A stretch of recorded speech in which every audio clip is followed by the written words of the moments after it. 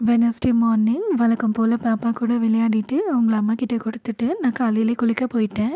Climate change ஆகிட்டே இருக்கிறதுனால வெயில் இருக்கிறப்பவே தலை குளிச்சுட்டு பிரேக்ஃபாஸ்ட்டுக்கு 2 தோசை சாப்பிட்டுட்டு பாப்பாவை குளிப்பாட்ட போயாச்சு.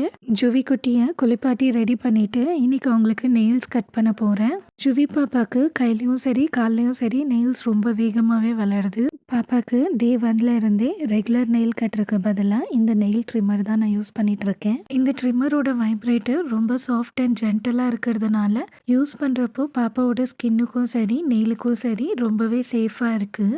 எப்போ நெயில்ஸ் ட்ரிம் பண்ணாலுமே ஜுவி குட்டி அடம் பிடிக்காமல் சமத்து குட்டியாக ட்ரிம் பண்ணிப்பாங்க. இன்றைக்கும் அதே மாதிரி கையிலையும் கால்லையும் நெயில்ஸ் ட்ரிம் பண்ணுற வரைக்கும் அமைதியாகவே இருந்தாங்க. நெயில்ஸ் ட்ரிம் பண்ணி முடித்ததும் அம்மா மதிய லஞ்சுக்கு ரசசாதம் பண்ணியிருந்தாங்க. நான் தொட்டுக்கு முட்டை பொடி மாஸ் பண்ணி சாப்பிட்டு இன்றைக்கி லஞ்ச் முடிச்சாச்சு. நீங்கள் ரசசாதத்துக்கு என்ன சைட் டிஷ் வச்சு சாப்பிடுவீங்கன்னு கமெண்ட்டில் சொல்லுங்கள்.